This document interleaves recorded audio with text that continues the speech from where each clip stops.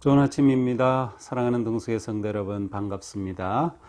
오늘도 우리가 말씀 안에서 주님의 또 뜻을 또 찾고 주님 은혜 안에 승리하는 하루가 되기를 바랍니다. 기도합시다. 하나님, 오늘도 저희들을 또 말씀 앞에 또 초대하여 주셔서 말씀으로 오늘 하루를 살게 해 주시니 감사합니다. 오늘도 말씀 속에서 주님 주시는 음성을 깨닫게 하시고 또 그 음성에 귀를 기울이며 오늘 하루도 저희들의 삶이 주님과 함께 승리하는 삶 되게 하여 주시옵소서. 예수님 이름으로 기도합니다. 아멘. 네, 오늘 말씀은 이사야서 14장 24절부터 32절까지입니다. 만군의 여호와께서 맹세하여 이르시되 내가 생각한 것이 반드시 되며 내가 경영한 것을 반드시 이루리라. 내가 아수르를 나의 땅에서 파하며 나의 산에서 그것을 짓밟으리니 그때에 그의 멍에가 이스라엘에게서 떠나고 그의 짐이 그들의 어깨에서 벗어질 것이라.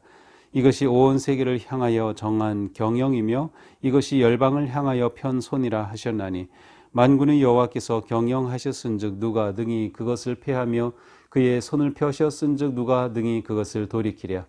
아하스 왕이 죽던 해에 이 경고가 임하니라. 블레셋 온 땅이여 너를 치던 막대기가 부러졌다고 기뻐하지 말라. 뱀의 뿌리에서는 독사가 나겠고 그의 열매는 날아다니는 불뱀이 되리라.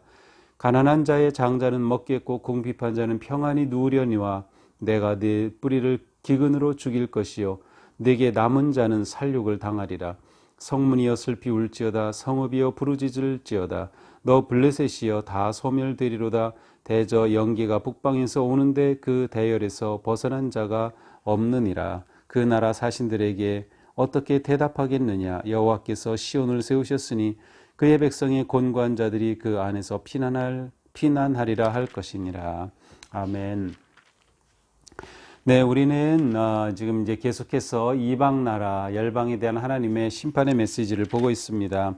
우리가 이미 앞에서 보았지만 이제 13장부터 이제 25장까지, 물론 크게는 이제 39장까지도 볼 수 있지만 그 부분은 이제 유다도 포함이 됩니다. 그래서 보통 13장에서 25장 정도까지 열방 나라와 민족들에 대한 하나님의 심판의 메시지가 나오죠. 자, 그래서 우리는 이제 앞장에서 바벨론에 대한 하나님의 경고와 바벨론 왕의 죽음에 대한 그런 하나님의 심판의 말씀을 살펴보았습니다. 이제 오늘 본문에서는 두 나라가 나타납니다. 아수르와 블레셋이라고 하는 나라입니다. 이제 먼저 아수르에 관한 말씀이죠. 이렇게 시작되죠. 만군의 여호와께서 맹세하여 이르시되 내가 생각한 것이 반드시 되며 내가 경영한 것을 반드시 이루리라. 하나님께서는 아수르를 향해서도 하나님의 계획이 있었는데 그 모든 것을 반드시 이루시겠다는 것입니다. 하나님의 계획은 무엇입니까? 그 다음 절에 보니까 아수르를 나의 땅에서 파하며, 하나님께서 아수르를 나의 땅에서 파한다. 이건 무슨 뜻인가요? 아수르가 하나님의 심판의 도구로 하나님의 백성들을 치러 옵니다. 그리고 북이스라엘은 아수르가 사실 점령하고 북이스라엘은 아수르에 의해 멸망을 당하죠. 그 이후에 또 아수르는 남유다까지 예루살렘까지 쳐들어옵니다. 그런데 예루살렘까지 쳐들어왔지만 하나님 말씀이 나의 땅에서 파하겠다. 아수르는 성공하지 못합니다. 예루살렘 701년에 쳐들어왔지만 패하여 돌아가고 말았죠. 하나님의 말씀은 바로 이처럼 아수르가 나의 땅에 왔지만 결코 승리하지 못한다. 내가 계획한 것이 있고 내가 그것을 경영한 것을 반드시 이룰 것이기 때문이다 라고 말씀합니다. 계속 말씀하시며 그때에 그의 멍에가 이스라엘에게서 떠나고 그의 짐이 그들의 어깨에서 벗어질 것이다. 이처럼 아수르가 패망하여 되돌아간다고 하면 이스라엘에 주어졌던 그 무거운 멍에는 벗어지게 되는 것이죠. 26절입니다. 이것이 온 세계를 향하여 정한 경영이며 이것이 열방을 향하여 편 손이라 하셨나니. 그렇습니다. 하나님께서는 온 세계를 경영하신다고 말씀하십니다. 온 세계가, 온 나라가 하나님의 경영 안에 있다라고 하는 것이죠. 그러므로 말씀합니다. 만군의 여호와께서 경영하셨은즉 누가 능히 그것을 패하며 그의 손을 펴셨은즉 누가 능히 그것을 돌이키랴.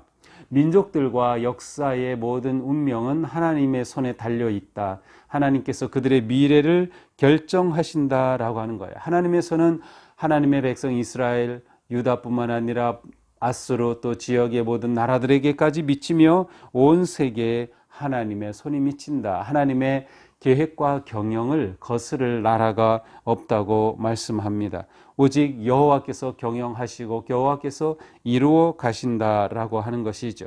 이것이 아수르에 관한 예언입니다. 다음 이어서 블레셋에 관한 예언이죠. 아하스 왕이 죽던 해에 이 경고가 임하니라. 블레셋 온 땅이여 너를 치던 막대기가 부러졌다고 기뻐하지 말라. 지금 이제 블레셋에 관한 말씀에서는 특이하게도 아하스 왕이 죽던 해라고 해서 이 때를 이제 언급하고 있습니다. 이사야는 특별히 이 때를 그렇게 많이 언급하지 않아요. 그냥 몇 군데 정도 나오고 있는데요. 아하스 왕이 죽던 해 하면은 주님 모시기 전 716년, 주전 716년입니다. 이 아하스는 유다 12대 왕인데 아주 악한 왕이었습니다. 이 앞에서 우리가 잠깐 본 적이 있는데요. 이 아하스 왕의 그 정치적인 특징은 북쪽의 아수르와 동맹을 맺는 것이었습니다. 그러나 이것은 그 바로 위에 있는 형제 국가인 북이스라엘이나 또 이스라엘과 동맹을 맺었던 그 아람은 반아수르 정책을 쓰는 반면에 이 남유다의 아하스가 친아수르 정책을 쓰면서 동맹을 맺었기 때문에 이 남유다는 북이스라엘과도 대적이 되고 아람과도 대적이 되며 주변의 나라들과 대적하는 관계가 되죠. 그리고 하나님께서는 또 이것 자체를 원하지 않으셨어요. 이 동맹 정치를 하나님은 원하지 않으신 거죠. 이스라엘은 북쪽 아수르나 남쪽 이집트와 동맹을 맺으면서 나라를 지켜보려고 하지만 사실 그들은 그 나라들이 지켜줄 수 있는 것이 아니었습니다. 하나님만이 그들을 지키실 수 있었음에도 불구하고 계속 그들은 하나님을 버렸던 것이 문제죠. 자, 블레셋을 향하여서 하나님의 메시지가 선포됩니다. 너를 치던 막대기가 부러졌다. 여기서 너를 치던 막대기는 해석이 좀 다르는데 제가 볼 때에는 아마도 아수르 왕의 죽음이 아닐까 싶습니다. 이제 바로 앞에 나온 아하스 왕의 죽음을 말하기도 하지만 사실 그 남유다가 블레셋에 대해서 그렇게 크게 압박하지는 못했거든요. 그런 점에서 볼 때 아수르 왕이 죽은 것이 너를 치던 막대기가 부러졌다. 그렇다면 이제 블레셋은 야 이제 살아났다. 우리를 치던 이 아수르 왕이 죽었으니까 우리는 살아났다라고 말하겠지만 아니라는 거죠. 기뻐하지 말라. 뱀의 뿌리에서 독사가 나왔고 뱀이 죽은 줄 알았는데 거기서 더 센 놈이 나왔고 또 그 열매는 날아다니는 불뱀이 되리라. 더 강한 놈이 나온다는 거죠. 결국 블레셋은 아수르로부터 자유롭게 해방되는 것이 아니라 계속해서 고난과 위기 가운데 있을 것이다 라고 말씀하시는 예언입니다. 이어서 30절에서는 그들이 블레셋이 어떻게 고난을 당할지를 보여줍니다. 그것은 기근과 칼로 고통을 당할 것이다. 기근과 칼로 인하여서 블레셋이 소멸될 것임을 예언하십니다. 30절입니다. 그러므로 성문이여 슬피 울지어다 성읍이여 부르짖을지어다 너 블레셋이여 다 소멸되리로다. 블레셋의 멸망이 이루어지는 모습을 이사야는 그대로 현실적으로 보고하고 있습니다. 마지막 32절입니다. 그 나라 사신들에게 어떻게 대답하겠느냐? 여호와께서 시온을 세우셨으니 그의 백성의 권관자들이 그 안에서 피난하리라 할 것이니라. 여기서 그 나라 사신들은 정확하진 않지만 아마도 아수르의 침략군으로 생각이 됩니다. 그래서 그 침략군 나라들이 전쟁하기 전에 먼저 와서 협상을 하죠. 너희들 우리에게 조공 바치겠느냐? 우리에게 굴복하겠느냐? 뭐 이렇게 협상을 하는데 그러한 사신들에 대해서 어떻게 대답하겠느냐? 아마도 이것은 유다 하나님의 나라에 대한 물음인 것 같습니다.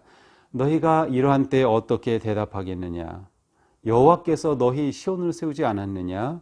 그의 백성이 권관자들이 그 안에서 피난할 것이니라. 오직 여호와 안에서만 너희는 피난할 수 있다라고 말씀하십니다. 자, 오늘 본문을 보면서 우리는 제가 한번 이게 지도를 그냥 간략하게 그려봤습니다. 듣기만 하시는 분들은 혹시 잠깐 이 영상을 한번 보시면 좀 좋을 것 같은데요. 좀 이스라엘 나라죠. 여기는 지중해입니다. 현재 이 북쪽은 터키이죠. 지금 북이스라엘이 있고요. 남유다가 있습니다. 북이스라엘은 주님 모시기 전 721년 혹은 722년에 아수르에 의해 멸망을 했습니다. 유다는 조금 전에 나왔던 아하스 왕은 아수르와 아수르 정책을 씁니다. 그런데 이때 북이스라엘과 아람, 다메섹으로도 표현되는 이 아람은 서로 동맹을 맺어 반아수르 정책을 쓰죠. 그런데 유다가 친아수르 정책을 쓰니 이스라엘과 아람이 싫어하고 유다를 치려고 하죠. 또 암몬인데요. 여기 암몬 그리고 모압, 에돔이 있고요. 오늘 본문에 나온 블레셋은 바로 해양 민족입니다. 아주 뭐라고 할까요? 잔인하기로 유명한 아주 강력한 블레셋입니다. 지금도 그 팔레스타인 해방기구 그들의 근거지이기도 하죠. 이 블레셋이 바로 이 서쪽에 있습니다. 오늘 말씀에서는 하나님께서 이 블레셋에 대해서 그리고 아수르에 대해서 말씀하신 거죠. 남쪽에 또 큰 나라 이집트가 있기 때문에 이 유다 또 이스라엘은 항상 아수르와 친교할지 이집트와 할지를 놓고 늘 뭐라고 할까요? 그 기회를 엿보면서 하나님 의지하기보다 강한 나라를 의지하는 정책을 쓸 때 하나님께서는 그것을 너무도 싫어하셨죠. 나를 의지해라. 내가 피난처다라고 오늘 말씀에서도 말씀하시는 것과 같습니다.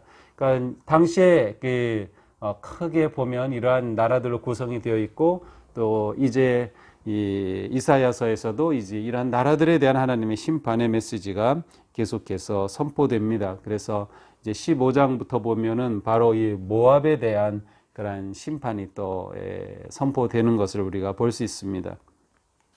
네, 오늘 말씀을 보면서 우리는 무엇보다도 우리 인생의 경영을 하나님께 맡기자라는 생각을 하게 됩니다. 우리 인생의 경영을 하나님께 맡기자. 우리가 하나님의 자녀라고 하면 우리가 가져야 될 확신은 무엇인가 하면 하나님은 우리를 향해 선한 뜻을 가지고 계시다. 그리고 하나님께서는 그 선한 뜻을 이루어 가신다. 문제는 우리가 하나님을 의지하고 내 인생의 모든 경영을 하나님께 맡기느냐라고 하는 것이죠. 내 자녀도 내 가정도 또 내 모든 직장과 기업도 정말 하나님께 의지하고 맡기는 믿음으로 살아가고 있느냐라고 하는 것입니다. 그리고 오늘 마지막 말씀처럼 오직 여호와 안에서 우리는 피난처를 찾을 수 있다. 여호와가 우리의 유일한 피난처이시다. 코로나19로 많이 어려운 이런 상황이지만 이때 우리는 오직 여호와 안에서 피난처를 찾아야 하겠다는 것이죠. 하나님을 구하고 또 하나님을 의지하며 또 이렇게 우리가 하나님의 말씀을 계속해서 받으면서 하나님의 말씀 속에서 우리가 하나님을 피난처로 삼아가는 이러한 삶이 우리가 승리하는 삶이 될 것입니다. 오늘도 주님의 은혜 안에서 하나님을 피난처 삼고 또 모든 상황 속에서 넉넉히 이기는 하루가 되기를 주님의 이름으로 축복합니다. 기도합시다. 하나님 감사합니다. 오늘도 말씀을 통하여서 오직 여호와 하나님의 경영하심이 이루어진다는 것을 저희들은 다시 깨닫습니다. 저희들의 인생 경영을 또 저희들의 가정을 자녀를 정말 하나님 안에서 이루어가는 하나님의 뜻 안에서 이루어가는 저희들의 삶이 되게 하여 주시옵소서. 많이 어려운 상황 속에서도 오직 여호와 안에서 피난처를 찾고 주님 안에서 안전하며 주님 안에서 평화와 위로를 찾는 저희들 되게 하여 주시옵소서. 오늘도 우리 사랑하는 성도들 살아가는 그 자리에서 하나님께서 친히 힘이 되어 주시고 능력이 되어 주시고 또 지혜가 되어 주셔서 모든 인생의 경영을 승리하며 잘 이어갈 수 있도록 인도하여 주시옵소서. 예수님 이름으로 기도합니다. 아멘. 네, 오늘 하루도 주님 은혜 안에서 행복한 하루 되기를 축복합니다. 사랑합니다.